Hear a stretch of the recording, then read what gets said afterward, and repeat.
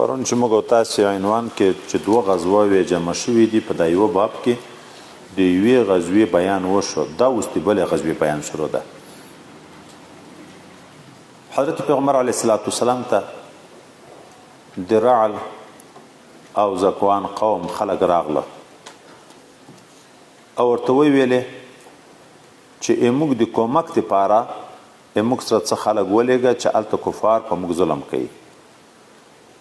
پیغمبر علیه السلام د اویا قاریان ورسره ولېږل. په دغه ځای کې یوه بله خبره ده، د یغه قوم یو سردار مالک په نامه باندې دلته راغلی و، نبی علیه السلام د اسلام دعوت ورکو، د نه اسلام قبول کو نه انکار وکړو. ده ورته ویلې چې ته خلک را سره ولېږه د موږ قوم ته د اسلام د دعوت لپاره. نبی کریم صلی الله علیه وسلم ورته ویلې زه د اهل نجد نه ډارېږم چې د ما صحابه ته به تکلیف ورکړي. ده ورته ویلې زه پناه ورکوم.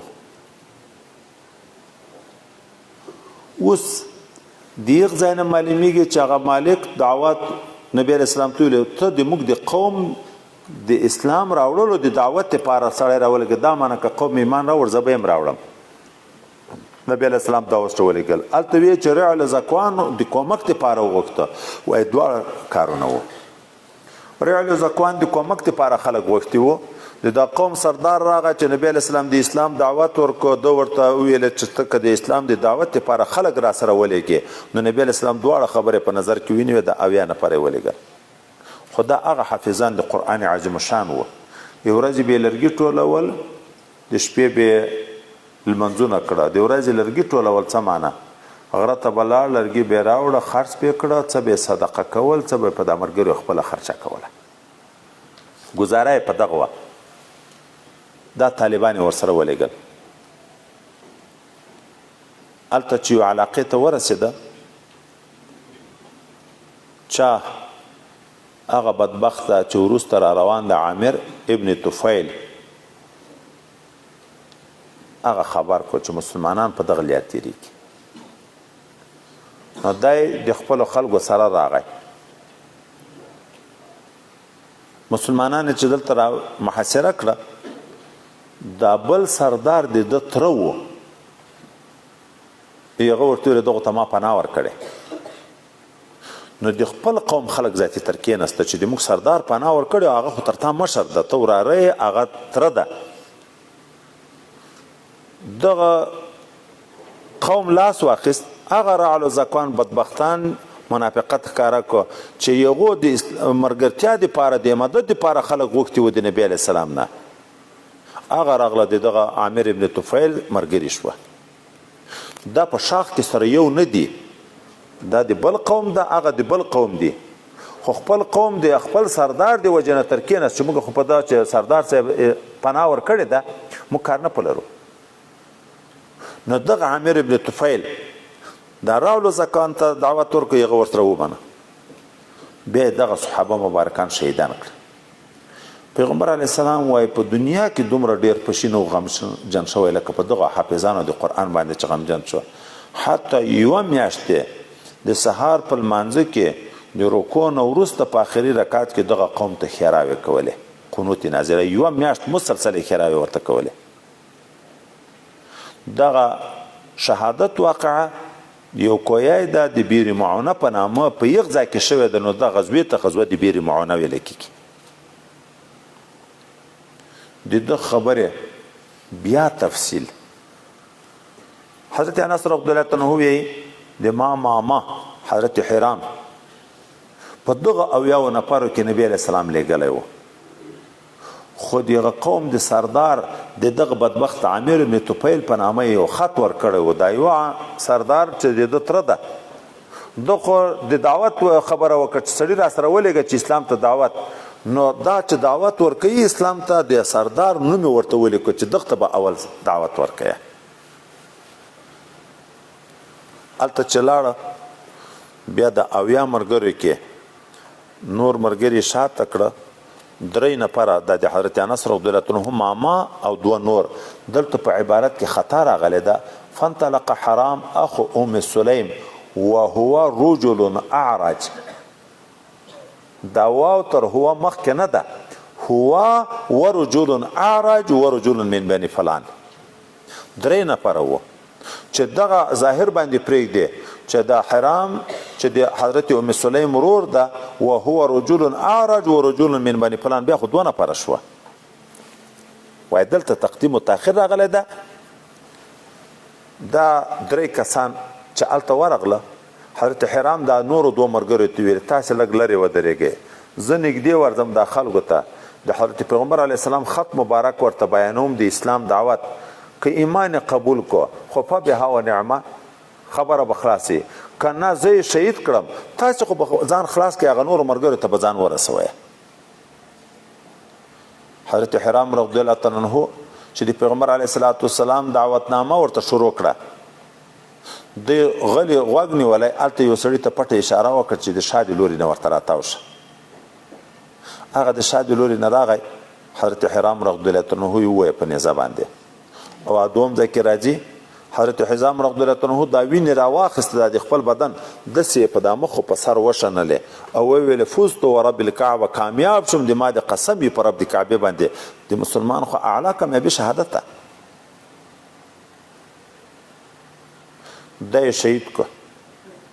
فلاحق الرجل فلوحق الرجل، فلاحق الرجل هغه قاتل چې دا یې شهید کو لاړ منډې کړه خپله ملګریو ته ور یو ځای شو. فلاحق الرجل د رجل نه هغه قاتل مراد ده، هغه لاړ خپلو ملګریو سره یو ځای شو.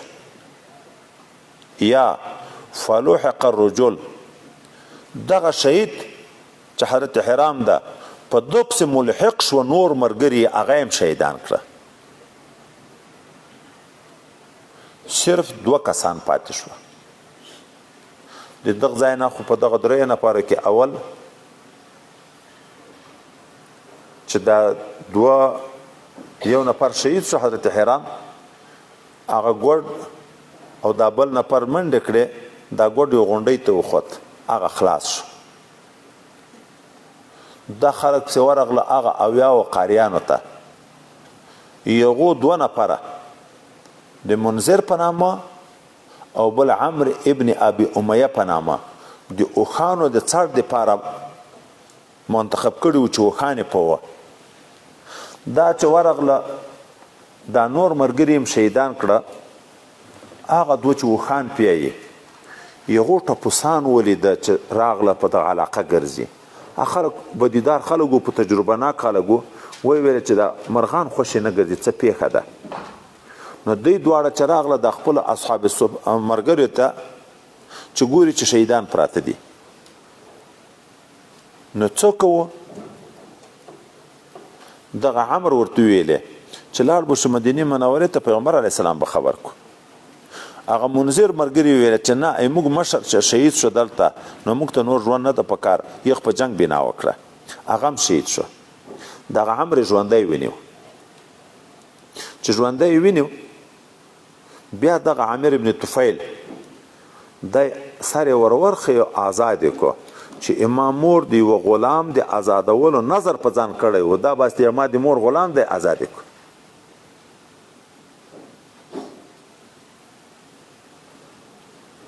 دلته اوس یوه بله خبر، دغه ملګري چې شهیدان شو په دغه کې حضرت عامر ابن فهیرام و چې غلام د عبدالله ابن طفیل ابن سخبره. دلته بیا عبارت مقلوب ده، تقدیم و تاخیر شوی ده، زوی د پلار او پلار د زوی. غلام و لطفیل ابن عبدالله ابن سخبره د حضرت عایشه رضی الله عنها مور ام رومان چې مخکې د بل سخبره سره نکاح کړی وه، هغه د حضرت ابوبکر صدیق رضی الله عنه حلیف و. د هغه نه هغه زوی پیدا و. بیا چې هغه مړ شو د ام رومان سره نکاح صدیق اکبر رضی الله عنه وکړه. هغه زوی چې د حضرت عایشه د مور د طرف نه ورور ده، د پلار د طرف نه نه، ځکه حضرت عایشه خو د صدیق اکبر نه پیدا ده. دغه ورور غلام د عامر ابن فهیره. پیغمبر علیه السلام چې هجرت کوه مخکې صحابه ته اجازه وکړه چې صدیق اکبر ته ورته ویل ته مه ځه، ته به بیا د ما سره لاړ شې. څلور میاشتې حضرت صدیق اکبر دوه وښې ساتلې په دغه نیت باندې چې هجرت به کوو. د غرمې په وخت کې پیغمبر علیه السلام د صدیق اکبر کور ته راغی، ورته ویل اخرج اخرج اخرج اخرج، راوزه. بیا ورته په کور کې چې څوک دی هغه وباسه، اخرج من فی البیت. د ورته صرف لوران مې دي، نور څوک نشته. نبی علیه السلام ورته ویل د هجرت اجازه خو ماته وشوه. د دستي ورته ویل الصحبه، ماته د مرګتیا اجازه شته؟ نبی علیه السلام ورته الصحبه. اوس نبی علیه السلام صدیق اکبر هغه دوه وښې هغه چاته ورکړه چې ادی بیا رسول رهبالت ته. دوی لاړه غره ته، په غار کې درې شپې پټ شو. دغه عامر ابن فهیره د صدیق اکبر یو وښه وه د لنګه د شودو په ماخستان کې به وروسته، په وبې په ژمي وخت به نږدې شو، وره بغله شودې به ورول وشلې. نبی علیه السلام او صدیق اکبر به وچکلې، ده به په وخت بیرته راوسته چې دا د منطقي خلک په دغه نشي خبر چې د شپې وښه به ولې وه. بیا چې درېیمه ورځ نبی علیه السلام او صدیق اکبر روانېده، دغه عامر ابن فهیره ورسره لاړ. اوس نو بیرته دغه ځای ته راځو. په هغه اویاو نفرو کې دام شهید و، خو عامر ابن طفیل چې دغه لوی سردار بدبخته و، دغه حضرت عمر ته چې هغه د آزاد کو یختي ویل، حضرت عامر ابن فهیره ته اشاره وکړه په دا شهیدانو کې چې پروت دا څوک ده؟ دو ورته ویل دا هغه غلام د نبی علیه السلام خادم ده چې د صدیق اکبر د بچندر غلام ده او په هجرت کې د نبی علیه السلام خدمتونه کړي. د عامر ابن طفیل ورته ویل ما دغه سړی ولید په دا شهیدانو کې، دا مې ولید. پورته شو لاړ حتی چې اسمان د ما او د ده په مابین کې شو، یعنې تر اسمان هم پورته شو. بیا بیرته راغی، نو ملایکو پورته کړی و. دا خپل اقرار کوي په دا شهیدانو کې دا سړی ما ولید چې پورته شو تر اسمان هم پورته شو، بیا بیرته راغی دلته. دا د بیر معنا واقعه ده. په دا مابین کې هغه ځای کې چې د عامر خبره کیږي، عامر ابن طفیل رئیس د مشرکینو خیر بین ثلاث خصالین، دا جمله معترضه ده، د حال ذکر کوي. دا د بیر معنا واقعا کې نه ده.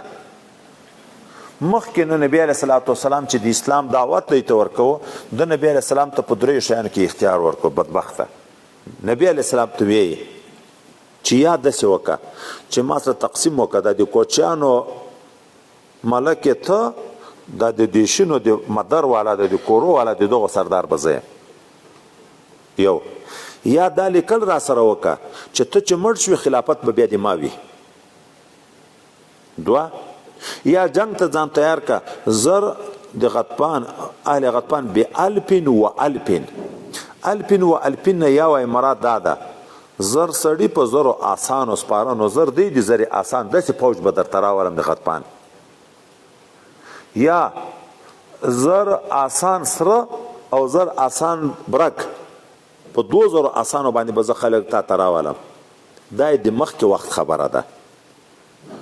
او بیا د د مرداریدن خبره کوي، په جنگ کې نه ده. بیا وروسته د مرګ وخت داسې مرګ راغی چې دی چیرې په سفر تللی و، بیا د یوې کونډې یا د یوې ښځې کره میلمه و، دانه په راوخته لکه د دې اوښ مرۍ غټه وي، غوده داسې غټه دانه په راوخته. نو ویلې ما ته مې اس راولی چې دا نه خو زه ډارېږم چې مرګ راته رانشي چې خپل کور ته ځان ورسوم. بیا په آس پور په لیارې باندې تلو مردار شو. دا د د اول او د آخر وخت جمله معترضې په شکل درته راوړې دي. بیر معونه منشه دی شو چې د ده په واسطه باندې جنګ وشو. خو د مخکې رسول الله ته دا دمکۍ ورکړې وې چې په دریو شیانو کې د اختیار یا ملکي را سره تقسیم کا، یا خلافت او عاده را سره وکړه چې تا نه بعد یا جنگ ته به ځان تیارې. او بیا مرګ په داسې شکل باندې شو چې دانه په راوخته، د هغه دانې نه خدای پاک په آس باندې برسېره سپور مردار کړو چې کور ته مو نه رسېدو، په لیارې باندې مړ شو. نور د بیر معونې واقعه ده.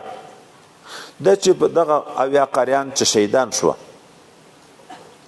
الله تعالی چې دوی ته عالی مقام په جنت کې ورکو، نو دغه شهیدانو الله تعالی ته سوال وکړ چې د موږ په حال مسلمانان خبر کا چې موږ خدای پاک ډیر ونازولو چې پریشان نشي را باندې الله آیتونه نازل کړه په هغه آیتو کې د دې دغه خبره وبلغوا عنا موږ د طرف نه خبره ورکړه قوم ته چې الله موږ راضي کړو موږ د الله نه راضي یو خو وروسته دغه عبارت خو په قرآن عظیم شان کې نشته دا بیا بیرته منسوخ وګرځېده نور حضرت انس ته څوک وایي دا دعای قنوت د رکوع نه مخکې د که شاته ده ورته ویلې مخکې چا ورته ویلې پلانکی خو د تا نه روایت کوي چې تا ورته ویلې دی چې شاته ده ورته ویلې دروغ یې یو قنوت نازله ده یو قنوت ویتر په دغه کې فرق ده اما چې ویلې دي چې د رکوع نه شاته دا خو قنوت نازله د سهار په لمانځه کې د دوم رکعت کې د رکوع نه چې راجګ شي بیا به دعا وکړي او د ویترو دعای قنوت چې موږ تاسو کوم روز ده دا خو د رکوع نه مخکې د خو قرائت خلاص شو بیا تکبیر وی دعای قنوت وی د دعای قنوت وروسته بیا رکوع ته ځي بس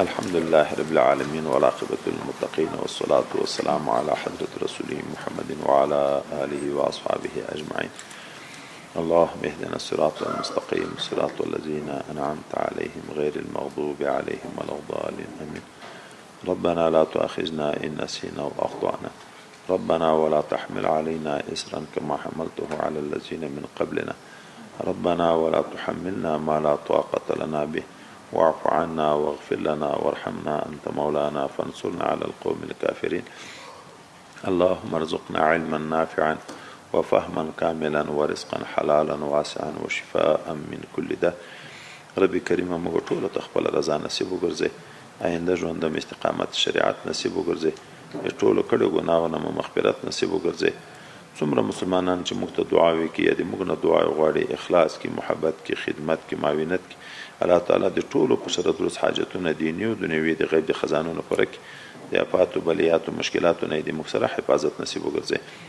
سبحان ربك رب العزة عما يصفون وسلام على المرسلين والحمد لله رب العالمين